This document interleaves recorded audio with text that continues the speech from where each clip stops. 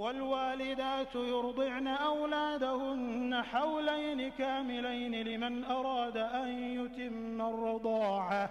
وعلى المولود له رزقهن وكسوتهن بالمعروف، لا تكلف نفس إلا وسعها، لا تضار والدة بولدها ولا مولود له بولده، وعلى الوارث مثل ذلك، فإن أرادا فصالا عن تراض منهما وتشاور